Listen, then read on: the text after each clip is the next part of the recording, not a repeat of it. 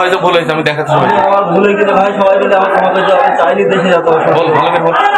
বল, আমার সবার কাছে, সবার তোমাদের কাছে অনুরোধ। সবার কাছে আমার অনুরোধ, আমার ভুল হয়ে গেছে, আমাকে একটু ক্ষমা করে দাও। আমার এত বড় ভুল জীবনে হবে না, আমি দেশেও থাকবো না।